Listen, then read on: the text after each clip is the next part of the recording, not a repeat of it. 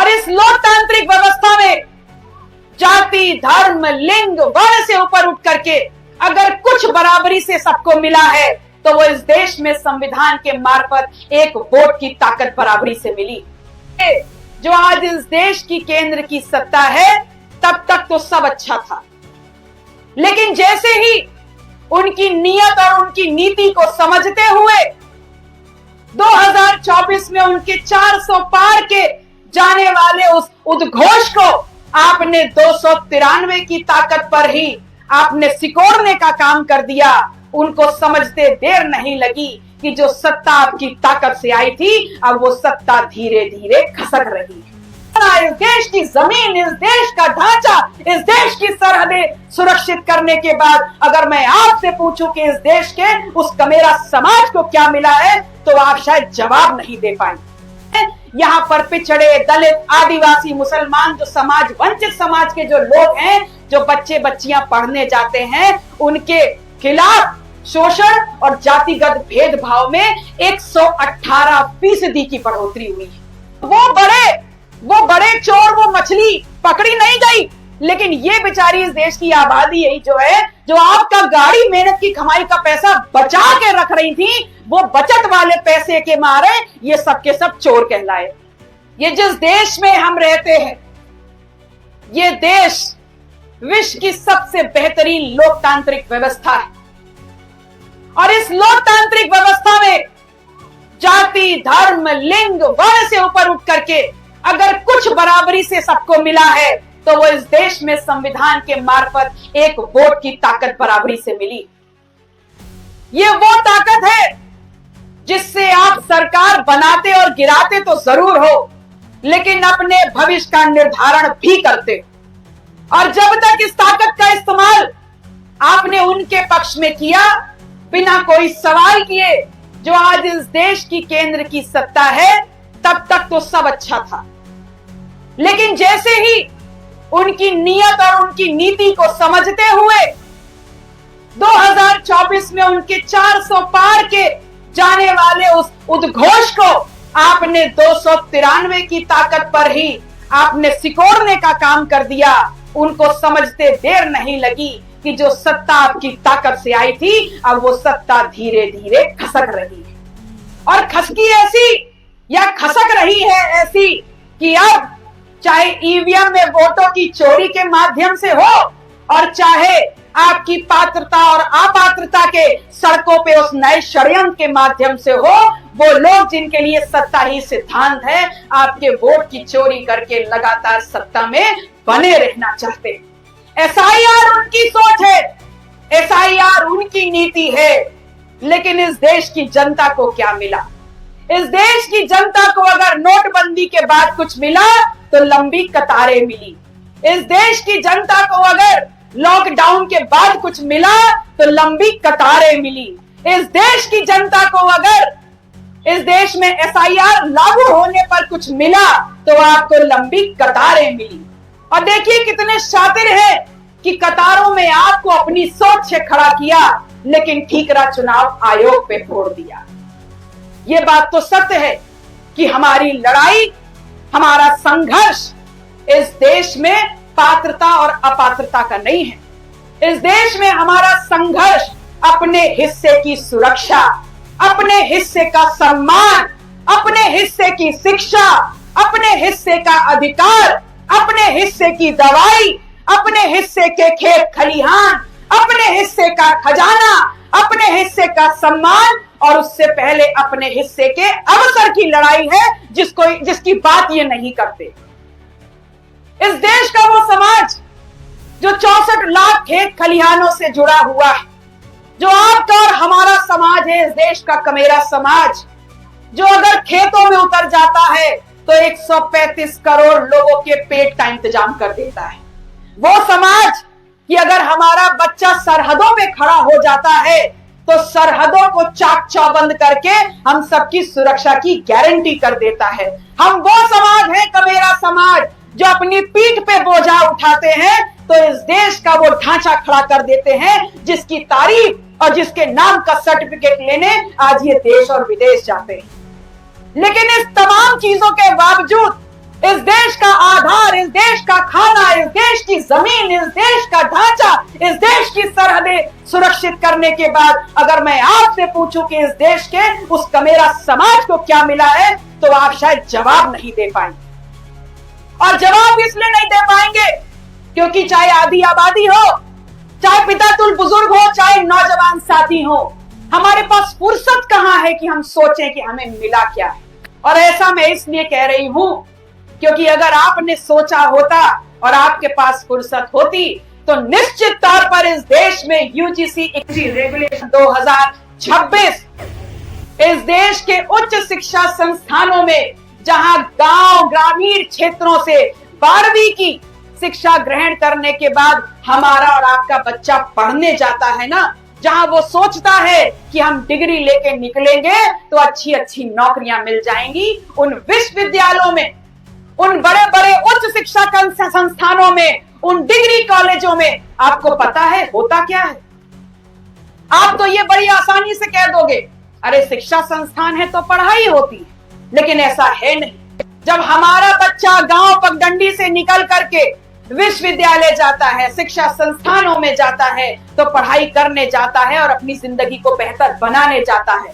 लेकिन वहां का जो माहौल है, विशेष रूप से इस कमेरा समाज के लिए, इन पिछड़ों के लिए, दलितों के लिए, आदिवासी के लिए, अल्पसंख्यक के लिए, वंचित समाज के लिए, जब इनका बच्चा निकल करके गांव से शहरों में पढ़ने जाता है तो उसको पढ़ाई के साथ आपको पता है बोनस में क्या मिलता है? उसको बोनस में मिलता है उन 15% लोगों के मार्फत आपको मिलता है जातिगत भेदभाव और शोषण। इस बात की बात कहीं नहीं होती। आप लोग अक्सर सुनते होंगे, पढ़ते होंगे कि फलाने का लड़का बाहर पढ़ने गया, 2 साल पढ़ा और उसने अपने आप फांसी लगा ली। सुनते हैं कि नहीं सुनते? आपने सुना होगा, पढ़ा होगा कि फलाने का लड़का गांव से गया, बड़ा होनहार लड़का लड़की थे, लेकिन जब वहां गए तो जहर खा के आत्महत्या कर ली। कभी सोचा क्यों? क्योंकि आपको तो यह समझा दिया जाता है कि गांव से जो लड़का लड़की बाहर पढ़ने गए वो पढ़ाई का बोझ नहीं बर्दाश्त कर पाए, इसलिए आत्महत्या कर ली। ऐसा कुछ नहीं है। बोझ वो लोग नहीं झेल पाए, वो गांव, वो पगडंडी, वो कस्बों के लड़के लड़कियां जिन्होंने पूरी जिंदगी 12वीं तक की शिक्षा हासिल करने के लिए गरीबी और स्वास्थ्य कारण झेले हो, वो वहां जाके पढ़ाई को नहीं झेल पाएंगे। वो वहां पढ़ाई झेल जाते हैं, लेकिन अगर नहीं झेल पाते तो बार बार 15% लोगों के मार्फत जो उनके सम्मान, जो उनकी जाति के नाम पर खिलवाड़ होता है, भेदभाव होता है, वो नहीं झेल पाते। और आपको पता है आज यूजीसी मतलब यूनिवर्सिटी ग्रांट्स कमीशन, विश्वविद्यालय अनुदान आयोग, इस देश की एक वो स्वायत्त निकाय जिसके पास अधिकार क्षेत्र है कि किस यूनिवर्सिटी में, किस उच्च शिक्षा संस्थान में, किस डिग्री कॉलेज में कौन कौन से पाठ्यक्रम चलेंगे, कितने एडमिशन होंगे, क्या फीस होगी, कितने टीचर पढ़ेंगे, किस प्रकार से वहां पर हर प्रकार को रेगुलेट किया जाएगा। ये अधिकार क्षेत्र इस देश की सरकार ने यूजीसी को दिया है। और इस यूजीसी ने, जिसके हेडक्वार्टर्स नई दिल्ली में है, उसने ये माना कि पिछले 10 साल, सिर्फ पिछले 10 साल की बात कर रहे हैं, और पिछले 10 साल में सरकार किसकी है ये मुझे आपको बताने की जरूरत नहीं है। सिर्फ पिछले 10 साल, एक दशक में ये तमाम जो यूनिवर्सिटीज हैं, तमाम जो उच्च शिक्षा संस्थान हैं, यहां पर पिछड़े, दलित, आदिवासी, मुसलमान, जो समाज, वंचित समाज के जो लोग हैं, जो बच्चे बच्चियां पढ़ने जाते हैं, उनके खिलाफ शोषण और जातिगत भेदभाव में 118% की बढ़ोतरी हुई है। इमेजिन करिए, कल्पना करिए कि सरकार ने आपसे वादा किया था कि सरकार में आएंगे तो किसानों की आय दुगनी करेंगे। बोला था कि नहीं बोला? आपकी आय दुगनी हुई हो या ना हुई हो, लेकिन आपके और हमारे समाज के जब लड़के लड़कियां पढ़ने जा रहे हैं तो इसी 10 साल में उनके खिलाफ शोषण की वारदात 118% बढ़ी है। अब ये बताइए दोषी कौन? बताइए दोषी कौन? तो आप बताइए क्या कहेंगे? सरकार। लेकिन सरकार बिल्कुल दोषी नहीं, दोषी हम और आप हैं। और इसलिए है कि 2014 में अगर सबसे ज्यादा घर घर मोदी, हर हर मोदी नाम की खुजली किसी को थी तो वो इस कमेरा समाज को थी। पिछड़े दलितों को थी कि नहीं थी?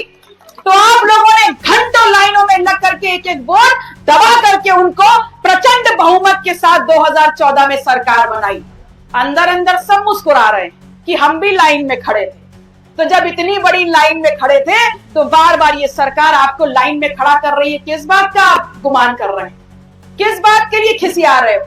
सही तो कर रही है सरकार, क्योंकि पहली बार आपने निर्णय लिया कि वो वाली सरकार को हटा के नई वाली सरकार को लाना है, तो आपका निर्णय सही था। और इसलिए सही था क्योंकि इस वाली सरकार ने आपसे बोला था आय दुगनी कर देंगे, हर साल 2-2 करोड़ लोगों को नौकरी देंगे, 15-15 लाख आए थे। तो हम सब हैं तो लालची हैं कि नहीं? 15-15 लाख आए? नहीं आए। और 15-15 लाख भी नहीं आए, आय दुगनी नहीं हुई, रोजगार भी नहीं मिला। तो ये बताओ, और उसके बाद रातों रात नोटबंदी करके आप सब लोग को लाइनों में खड़ा किया कि नहीं किया? किया ना। आपका जो अभ्यास है ना लाइनों में खड़ा रहने का, उसको वो छोड़ नहीं रहे, वो आपसे बराबर ये अभ्यास कराते रहते। तो आपसे नोटबंदी में अभ्यास कराया कि फिर लाइन में खड़े हो जाओ। और बोला क्या था? बोला ये था कि बड़ी बड़ी मछलियां पकड़ेंगे काले धन वाली। हमें तो पता नहीं चला, आपको पता चला कितनी मछलियां पकड़ी गई? पता है पकड़ा कौन गया? पकड़ी गई ये। और क्यों कह रहे हैं कि आप जब अपनी मेहनत की कमाई का पैसा इनको देते थे तो ये कुछ ना कुछ पैसा बचा के चीनी के डब्बे में, आटे के कंटेनर में, सेफ में कहीं ना कहीं छुपा के रखती थी। और इसलिए रखती थी कि जब हारी बीमारी हो, न्योते रिश्तेदारी हो, कोई आफत मुसीबत पड़े तो आपको निकाल के दे दे। तो वो बड़े चोर, वो मछली पकड़ी नहीं गई, लेकिन ये बेचारी इस देश की आबादी यही जो है, जो आपका गाड़ी मेहनत की कमाई का पैसा बचा के रख रही थी, वो बचत वाले पैसे के मारे ये सब के सब चोर कहलाए कि नहीं कहलाए? तो अब ये बताइए, आधी आबादी चोर बन गई और आप लोग मूर्ख बन गए। तो 2019 में आपने अपनी मूर्खता का परिचय दोबारा क्यों दिया? बड़े बुजुर्ग आप लोग कहते हैं ना, मैं तो बड़े बुजुर्गों से सुनती हूं कि आजमाए हुए को जो आजमाए सो महामूर्ख कहलाए। 2019 में फिर आपने वोट दिया, फिर आपकी पुरानी वाली खुजली आ गई, घर घर मोदी, हर हर मोदी, फिर लग गए लाइनों में, फिर वोट दे दिए। और इस बार आपको धोखा नहीं दिया। 2019 के चुनाव के बाद आपको धोखा नहीं दिया, आपका ही जूता निकाल करके पानी में भिगो करके गाल पे चटाक से मारा। और पता है क्यों मारा? इसलिए मारा है कि रातों रात जीएसटी लगी कि नहीं लगी। 2019 में और क्या क्या हुआ? लॉकडाउन लगा कि नहीं लगा? तो हमारे और आपके बच्चे जो खेत खलियान से निकल के जाते हैं, जो दूसरे प्रदेशों में गए हैं, कलेक्ट्री कर रहे हैं, वो छोटी छोटी दुकानों पे काम कर रहे हैं, मजदूर बन गए हैं, ठेला खींच रहे हैं, ड्राइवर बन गए हैं। और जब रातों रात यही मोदी जी की सरकार ने लॉकडाउन घोषित किया तो आपके बच्चे कितने बड़े बड़े बैग लेके आए गड्डियों से भर के? जरा बताना तो। वो भूखे प्यासे आए, जाने कितने मरते खबते आए, और जाने कितने रास्ते में मर खड़ गए, घर तक नहीं पहुंचे। हुआ कि नहीं हुआ? हर एक घर से एक एक लाश उठी, हर एक घर से इस देश का हर परिवार रोया। लेकिन उसके बावजूद हम इतनी बेशरम कौम हैं कि 2026 में ये भी भूल गए। और फिर हमारी मोदी जी, घर घर मोदी की वो खुजली उत्पन्न हो गई और 2024 में फिर लाइन लगा करके वोट दिए कि नहीं दिए। लेकिन इस बार एक बात जरूर कहेंगे कि कुछ लोग थे जो थोड़ा थोड़ा समझ गए, और थोड़ा थोड़ा समझे इसलिए 400 पार के आंकड़े को लात मार के 293 पे लाके खड़ा कर दिया। तो खुजली निश्चित तौर पर कुछ तो कम हुई है, लेकिन मैं आपसे कहने आई हूं कि अब इस खुजली को खत्म कर दो। अब एक नए विकल्प के बारे में सोचो, और उस विकल्प के बारे में सोचो जो आपके वर्तमान, आपके भविष्य, आपके खेत खलियान, आपके सम्मान, आपके अधिकार, आपकी सुरक्षा, आपकी शिक्षा, आपके स्वास्थ्य के बारे में सोच रही। और ये मैं इसलिए बोल रही कि यूजीसी क्यूजी रेगुलेशन आप सबने देखा कि आया इस देश में, लेकिन सिर्फ 2 दिन हुए घोषित हुए, और इस देश का जो 15% है, जो सरकार में सरकार इसलिए है क्योंकि आप लोग वोट लाइन लगा के वोट दे रहे हो, उन्होंने क्या तांडव मचाया सड़कों पे वो आपने देखा। देखा कि नहीं देखा? आप सबने देखा। और ये जो सुप्रीम कोर्ट है, सर्वोच्च न्यायालय, जो देश की न्यायपालिका है, जो सरकारी गुलाम नहीं है, उसने क्या किया? वो सर्वोच्च न्यायालय ने अपने आप संज्ञान ले लिया उस आंदोलन का और बोल दिया कि भाई इस यूजीसी इक्विटी रेगुलेशन, जो समानता को बढ़ावा देने वाला विनियम था, उस पर रोक लगा दी जाए। बहुत बढ़िया। और जिससे मैंने बात की तो पता है सारे क्या बोलते हैं? बोलते हैं कि हमने कुछ नहीं बोला क्योंकि सर्वोच्च न्यायालय का डिसीजन था, उनका निर्णय था, तो हम कैसे बोल सकते थे। बिल्कुल सही बात। हम भी नहीं बोलते और हम भी नहीं बोलते सर्वोच्च न्यायालय के निर्णय पर। अगर सर्वोच्च न्यायालय ने तब ये सही निर्णय दिया होता जब इस देश का किसान 13 महीने 3 काले कानून को वापस देने के लिए आंदोलन करता रहा। अगर सर्वोच्च न्यायालय उस वक्त संज्ञान लेकर के इन तीनों काले कानून को बैन कर देती तो हम शीश झुका करके सर्वोच्च न्यायालय का सम्मान करते। लेकिन सर्वोच्च न्यायालय ने तब संज्ञान नहीं लिया, सर्वोच्च न्यायालय ने अब संज्ञान लिया जब इस देश के 15% सड़क पे उतर करके 85% हमारे और आपकी औलादों को मार दिया जाए यूनिवर्सिटी में। ऐसे नियम को, ऐसे बहुत ही गंभीर नियम पे रोक लगा देता है। हमने आह्वान किया था। आप सब मुझे देखते हैं, फेसबुक पे देखते हैं कि नहीं देखते? बिल्कुल देखिए, सबका सिर हिला कि हाँ देखते हैं। तो जब आप लोग हमको देखते हैं तो क्या आपने हमारा आह्वान नहीं देखा? हमने आह्वान किया था ना कि इस देश में सर्वोच्च न्यायालय की रोक से निकाल करके यूजीसी इक्विटी रेगुलेशन को इस देश की यूनिवर्सिटी में हमको लागू करवाना है। इसके समर्थन में सड़कों पे उतरेंगे। निकलिए अपने घर से अपने बच्चों के बेहतर भविष्य वर्तमान के लिए। तो बताइए जरा कितने लोग निकले थे यहां से? कितने लोग निकले थे? ये देखिए, इतनी बड़ी उसमें 2 लोग। तो कैसे सोचते हैं आप? कैसे सोचते हैं आप कि आपके अधिकार, आपकी सुरक्षा, आपका सम्मान, आपके खजाना, आपकी पढ़ाई, आपकी नौकरी आपको मिल जाएगा? क्या इस देश में किसी को अधिकार थाली में सजा के दिए जाते हैं? क्या इस देश में अधिकार आपको दिए जाते हैं? अगर देने से कुछ मिलता है तो वो मिलती है भीख। और जिस प्रकार की सोच, जिस प्रकार की नीयत और जिस प्रकार की नीति इस देश की सरकार बना रही है, बहुत अच्छे से याद रखिएगा। आप लोग रिकॉर्डिंग तो कर ही रहे हैं, अगर स्टैम्प पेपर हो तो उस पर लिख के मेरे साइन करवा लीजिएगा कि आज आप इस देश के खेत खलिहान के मालिक हैं।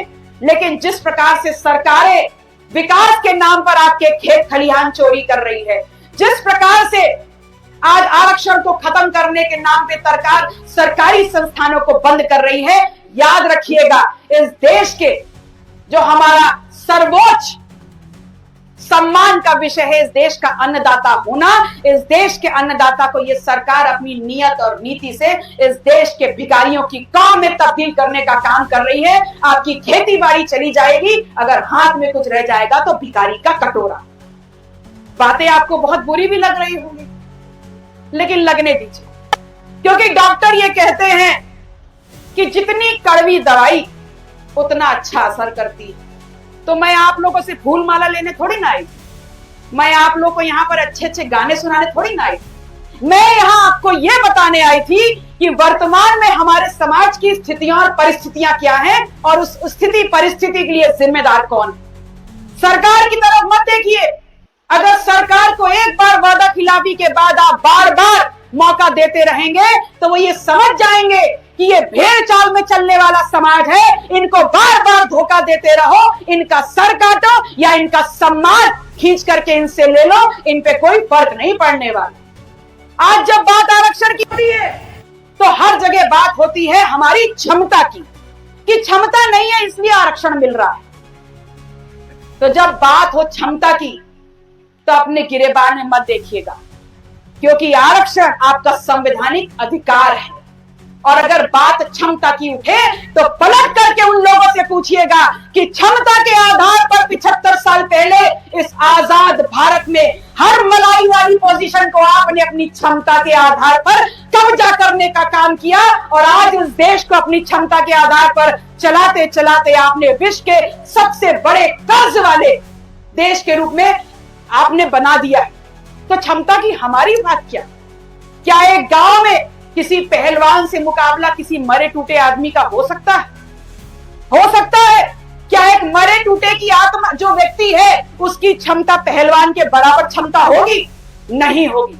अगर आपको उस मरे टूटे आदमी को, उस वंचित शोषित समाज के आदमी को अगर पहलवान से लड़ाना है तो उसको काजू बादाम अतिरिक्त खिलाने होंगे, उसकी सेवा अतिरिक्त करनी होगी। तो ये जो अतिरिक्त सेवा है वही इस देश के वंचित समाज, पिछड़े, दलितों के, आदिवासियों की जा रही। इसलिए बिल्कुल मत घबराइए और अपने आरक्षण के हक के लिए अगर तलवार चलानी पड़े तो उठ खड़े होइए और अपने आप को बचाने के लिए अगर ढाल लगानी पड़े तो उसके लिए भी तैयार रहिए।